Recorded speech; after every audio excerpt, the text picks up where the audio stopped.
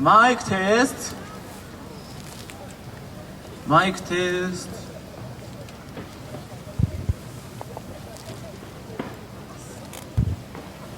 本番まで5秒前、5、4、3、2、1。皆様再びこんにちは。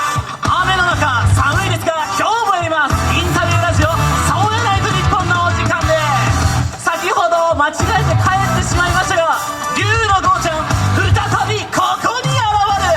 さあ来い。ゴーちゃんはゲロ妙に妖精たちの仲間、元気いっぱい天真爛漫。そんなゴーちゃんに先ほどと同じくゲロの魅力を熱く語ってもらう、そんな時間となっております。それでは1問目、ゲロ一番の食べ物はゲロプリン。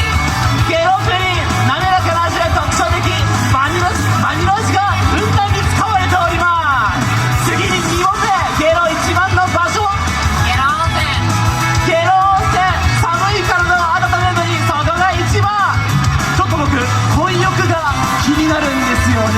そんなことはさておき、最後に3問目に移ります。またですか。ゲロ最も激アツな場所は龍神火祭り。やっぱり龍神火祭りか。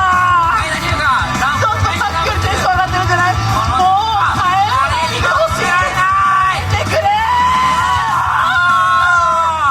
また帰ってしまいましたが、ここでラジオネームケムリオさんからのリクエスト曲、それで豪華。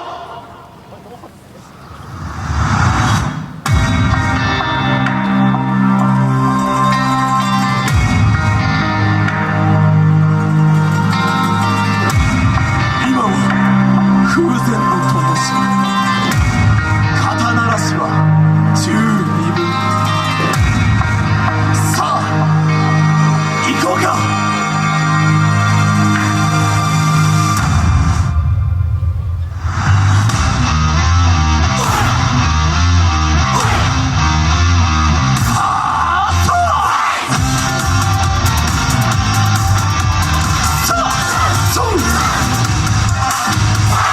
爆裂覚悟、突き進む豪傑たちはここに。エース殺到、筋骨流々、ゲロの街を塗り替える。